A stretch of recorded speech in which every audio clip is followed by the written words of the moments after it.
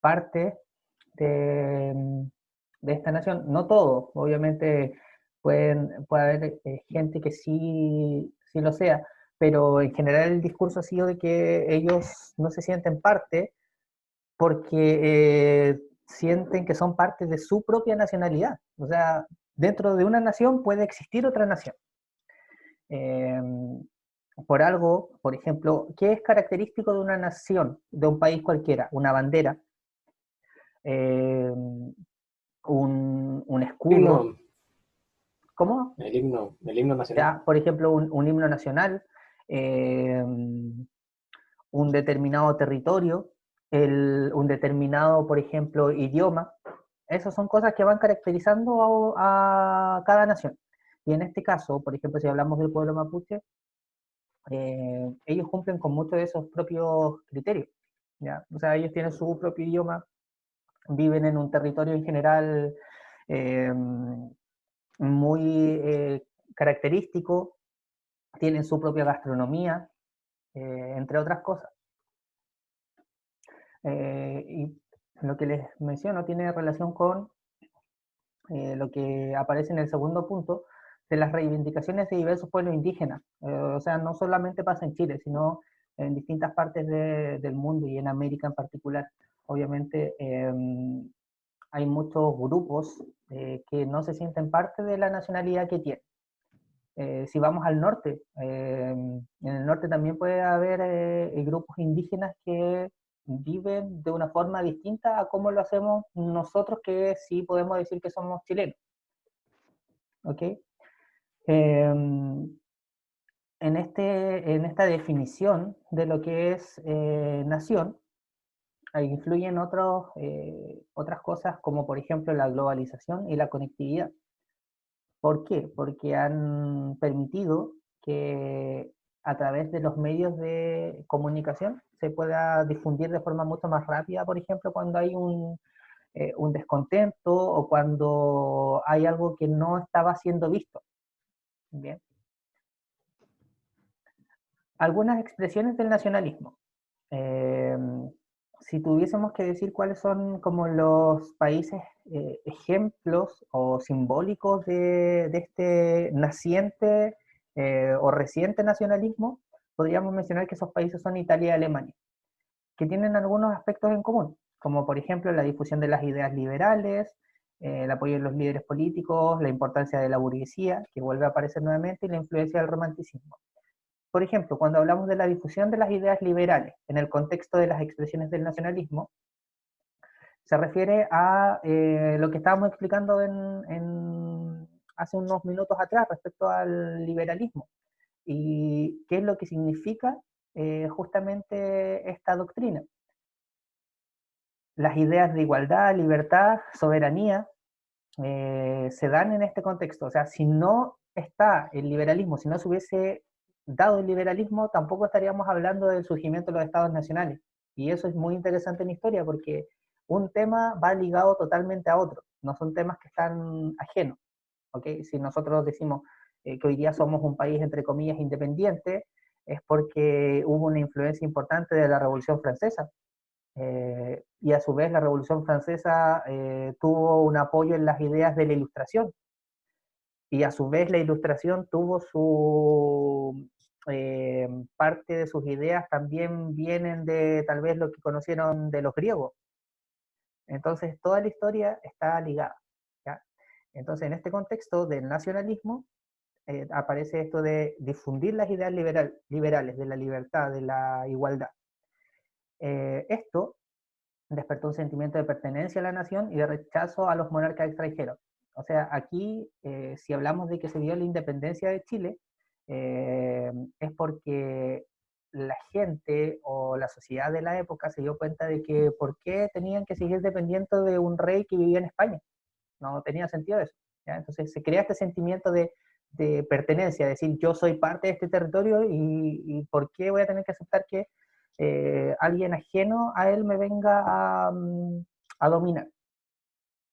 El apoyo de los líderes políticos es otro punto en común. Ya decíamos que Italia y Alemania son los países ejemplos en este sentido de surgimiento de estados nacionales. y es porque obviamente los líderes políticos de ese instante permitieron y condujeron la unificación de sus países, de Italia y de Alemania. Todo esto, que no vamos a profundizar porque no es necesario, simplemente me interesa que lo conozcan, fue en gran parte gracias a la burguesía, que estábamos hablando también hace unos minutos atrás. La clase social burguesa tenía un poder económico muy importante y buscaban lograr aún expandirse más. Entonces, para poder expandirse más, ellos necesitaban, o sea, no solamente poder trabajar, entre comillas, en su propio territorio, sino que poder expandirse a distintas partes o zonas del mundo, ¿ya? Hacer inversiones o negocios en otras latitudes. Y eso se iba a lograr, por ejemplo, decretando la libertad comercial. Y otra de las ideas en común del liberalismo es la influencia del romanticismo. El romanticismo es un movimiento cultural que viene en definitiva a cuestionar el tema del uso de la razón y la lógica, y de este espíritu crítico que había surgido de la Ilustración. Es como ya hablamos y explicamos en su instante que era la Ilustración, que era esto del cuestionamiento a las autoridades y todo eso, el usar la razón, el no aceptar que hay una autoridad porque supuestamente hay un dios que la nominaba. El romanticismo es como un grupo de personas contrarias a eso, y que viene a decir aquí que aquí hay un tema emocional, eh, un tema muy personal, más allá de lo lógico o lo racional. ¿Alguna duda o consulta respecto a eso? Mister, es que no entendí a qué se refería con la influencia del romanticismo. O sea, entendí que ya era un movimiento cultural del individualismo y todo eso, pero ¿qué tenía que ver eso? Sí, No, no caché. porque estamos hablando en el contexto del surgimiento de los estados nacionales, como cuáles son las razones de por qué surgen o cómo surgen los estados nacionales, que eran los países, ¿cierto? Ah, ya. ¿Ya? Sí, sí. Entonces, en ese contexto, la aparición de este movimiento cultural tiene una directa relación con el surgimiento de estos estados nacionales. Ahí. Ya, ¿Ya? gracias. ¿Alguna otra duda o consulta? ¿No? Está clarísimo todo, mister. Ya, mis. Continuamos entonces, ya nos va faltando poquito. Eh, Ahora, esos son, dijimos que Italia y Alemania eran el ejemplo como más claro en Europa, y son de los primeros países que logran unificarse en ese contexto. Pero, ¿qué es lo que ocurre en América? En América obviamente se enfrentan varias dificultades o problemas para la conformación y para la aparición de estos estados nacionales o de estos países, ¿ya? Anoten por ahí, estado nacional igual a país, ya para que lo puedan entender de una forma más simplificada. ¿Cuáles son algunas de estas problemáticas? Primero, los países que se independizan comienzan a cuestionarse, o sea, porque hasta ese momento ellos habían dependido de lo que decía la monarquía, en este caso, por ejemplo, la monarquía española. Pero ahora que iban a no depender de la monarquía, ¿con qué sistema político iban a funcionar? ¿O con qué sistema administrativo iban a funcionar? Entonces, tenían, por ejemplo, dos opciones, centralismo y federalismo. Y coloqué allí estas banderas porque se representan estas dos corrientes, centralismo y federalismo. ¿Ya? En el caso de Chile, podríamos hablar de que es una nación que finalmente aboga más por el centralismo. En el caso de Estados Unidos, perdón, es un país que es un ejemplo de federalismo. En resumen, cuando hablamos de un Estado federal, significa un país donde hay distintos estados que pueden contener diferencias en sus leyes en cada estado. En cambio, en un país central, o de este llamado centralismo, es la ley una sola para todo el territorio. Ese es uno de los primeros problemas que se enfrentan los estados nacionales o los países en América cuando recién comienzan a crearse. Anoten por ahí que estamos hablando de esto en el contexto de 1810, aproximadamente 1810, 1820, 1830, en esas décadas se dan estas problemáticas en América. Otro segundo problema es el término del proyecto bolivariano. ¿Qué decía el proyecto bolivariano? El proyecto bolivariano fue una especie de idea o plan donde se pensaba que se podía hacer de América una gran nación. O sea, que no exista, no sea ni Chile, ni Colombia, ni Ecuador, no, hacer de, en general, América un solo gran territorio. ¿Ya? Y un ejemplo del personaje que lideraba o que tenía como sueño esto es Francisco de Miranda, que es la persona que aparece en pantalla. ¿Ya? Él, como bien se menciona, dice, soñaba con una América independiente primero, de España, y organizada en una sola gran nación. ¿Ya? Pero eso no se pudo llevar en términos concretos. De hecho, más bien termina ocurriendo algo contrario, que es lo que aparece aquí, el conflicto entre las nuevas naciones. O sea, surgen nuevos países eh, y comienzan a darse problemáticas entre estos países. ¿Cuáles son algunas de las razones de estas problemáticas, chicos, creen ustedes? ¿Por qué estos nuevos países que aparecen comienzan a tener conflictos entre sí? ¿Por qué razón? Por la diferencia de opinión. Ya, diferencia de opinión, ¿qué más? El La querer de- el poder. Querer poder, Matías. La distribución del territorio. Exacto. Todo lo que menciona ahí Aníbal, Araceli y Matías es correcto. Me quedo particularmente con lo que mencionaba Matías, el tema del territorio. Las fronteras es un problema constante, o sea, han pasado cientos de años y Chile sigue teniendo problemas con Perú y con Bolivia por los territorios, por las fronteras. Incluso por un pequeño río, eh, aún hay conflicto entre Chile y Bolivia.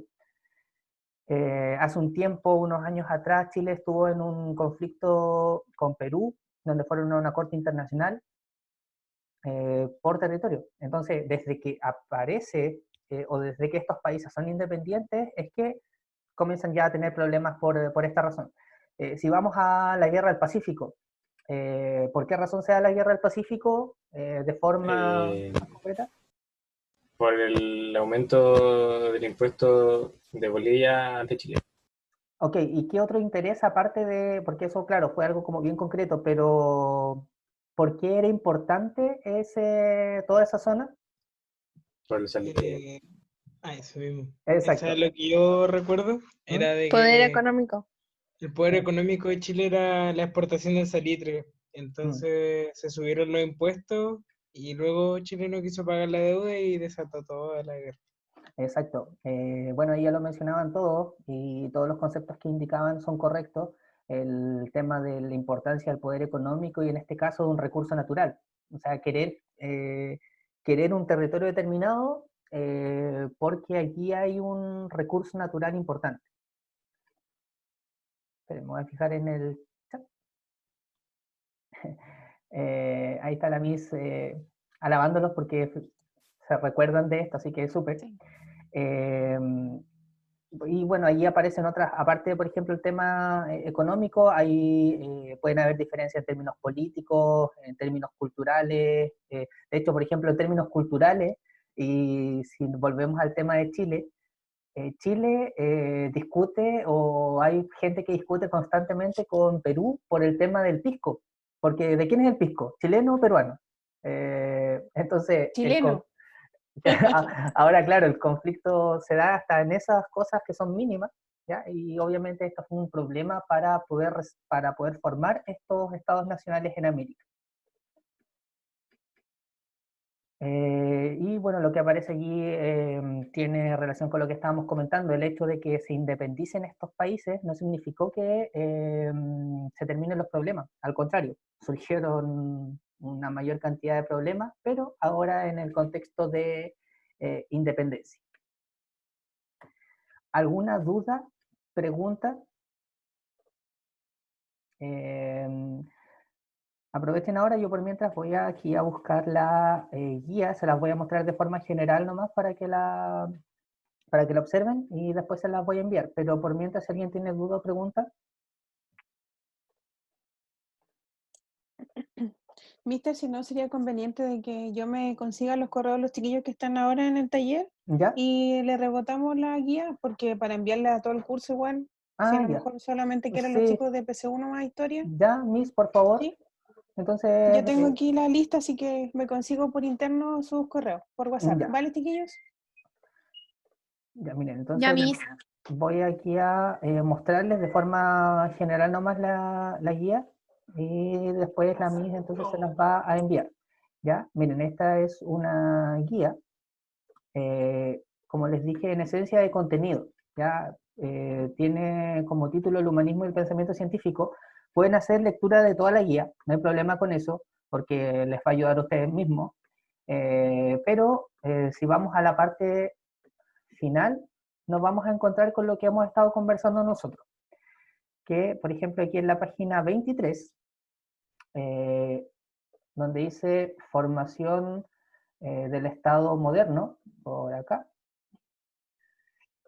de aquí hacia abajo, nos vamos a encontrar con una profundización o más detalles respecto a lo que hemos estado hablando. Formación del Estado moderno, monarquía absoluta en Europa. Después vamos a conceptos de monarquía y Estado nacional, que es lo que estábamos mencionando recién. El absolutismo, que son cosas que vamos a trabajar también y que vamos a ver en algún momento. Entonces, yo les recomendaría, en esencia, leer desde la página 23 hasta la página 34. Son 10, 11 páginas que en este caso son de lectura. Ya después de eso, en las siguientes clases vamos a ver, o les voy a ir enviando otras guías que tienen que ver con contenido, pero que también van a ir apareciendo ejercicios o preguntas tipo PSU. ¿Bien? ¿Alguna consulta, duda? ¿No? Mister, la otra clase si yo no tiene duda, igual puede ir preguntándole, por Pregunta. ejemplo, la parte de la guía que no Claro, sí, bien, podemos, cosas. sí, si hay algo que quieres clarificar allí, por supuesto, las clases van a ser el espacio para eso. ¿Ya? Profe, ¿esa guía es solamente Bueno, de contenido?